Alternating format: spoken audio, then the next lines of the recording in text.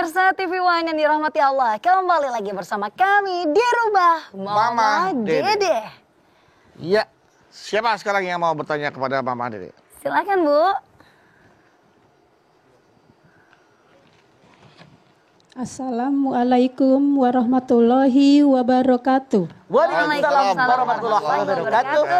Saya Ibu Eni dari Majelis Taklim Nurul Ummahat, Rawamangun, Jakarta Timur. Galau, Mah. Mau bertanya, Mah. Ketika kecil kita mengajarkan anak etiket yang baik, segala akhlak yang baik. Tapi ketika dewasa dia berubah karena lingkungan dan teman-teman. Gimana caranya, Mah? Menanganinya. Apa pertanyaan Bu Eni? Saya yakin bukannya sendiri. Banyak kita yang punya kasus begitu. Yang berikan warna kepada seorang anak ada 4 faktor. Faktor keluarga, faktor sekolah, faktor lingkungan, tontonan dan bacaan. Di rumah dididik baik banget dari A sampai Z. Baik tuh anak nurut, anak mama, anak manis. Masukkan ke sekolah yang islami. Dididik oleh ibu-ibu gurunya. Pinter bacaan Al-Quran, pinter murotal, karena dia baca terus. Doa-doa, akhlaknya baik. Apa ini bisa menjamin? Belum tentu, kata Bu Eni. Lingkungan sangat dominan berikan warna kepada anak. Ya. Kalau anak masih SD cukupnya kecil, SMP masih kecil, SMA, kuliah apalagi antar pulau tuh anak-anak kita teman-temannya. Yang budayanya berbeda, bahasanya berbeda, gayanya berbeda, latar belakang mereka berbeda. Bergaul nih. Makanya Rasul mengajarkan seseorang dinilai oleh orang lain tergantung agama sahabatnya. Rasul mengajarkan hati-hati kalian punya teman. Karena diri kalian dinilai siapa teman kalian. Rasul pun mengatakan kalau bersahabat dengan tukang minyak wangi. Ya. Walaupun tidak membeli minyak wangi minimal mencium baunya. Bersahabat dengan tukang las walaupun tidak ngebantuin gas minimal mencium asapnya. Makanya kita punten sebagai orang tua wajib tahu di mana nongkrongnya anak kita. Ngapain? Siapa teman-temannya? Terus sholat enggak? Ngerjain perbuatan dosa enggak? Maaf, banyak orang yang curhat.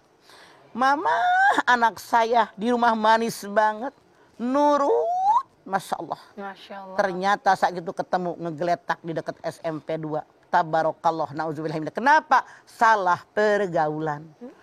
Apalagi yang keempat, tontonan dan bacaan. Sekarang di gadget, di HP, ya Allah. Yang dibaca, yang ditonton macam-macam, bisa-bisa mereka menirunya.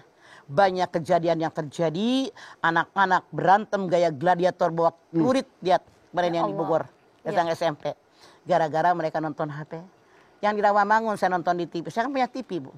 Itu anak 4 tahun nonton Superman, dia mengira manusia bisa terbang, dia loncat ke jendela apartemennya, mati 4 tahun. Aduh, 4 tahun ya. Karena apa? Tontonan yang mereka lihat. Makanya kita harus berikan pengawasan kepada mereka, hati-hati. Memang berat, tapi ini kewajiban kita. Harus tahu di mana mereka bergaul, siapa sahabatnya, ngapain aja. Saran saya dalam tanda kutip, lebih baik mereka kumpul di rumah kita, tapi resiko rumah berantakan, makanan lebih banyak kita memberinya. Karena teman-temannya sekian banyak. Resiko nggak masalah, lebih amannya anak kita. Oke, Mah, apakah ini sudah menjadi jaminan kalau anak dari seorang kiai juga orang tua aman dari perbuatan tercela anaknya, atau juga sebaliknya anak penjahat orang tua juga akan terbawa menjadi? Tidak, sekarang nggak usah jauh Bedu. Bedu lihat di dalam Al-Quran, karakter keluarga macam-macam yang Allah contohkan buat kita. Ada ibu bapaknya baik, anaknya kurang baik. Nabi Adam, Siti Hawa baik, anaknya Kabil, membunuh abangnya gara-gara berebut cewek. Ada yang ayahnya baik, seorang nabi, seorang rasul, Nabi Nuh. Istrinya dan anaknya Kan'an tidak juga mau masuk agamanya. Tidak mau naik perahu. Artinya ada keluarga sampai datang kiamat yang suaminya baik, ayahnya baik, istrinya dengan anaknya tidak baik.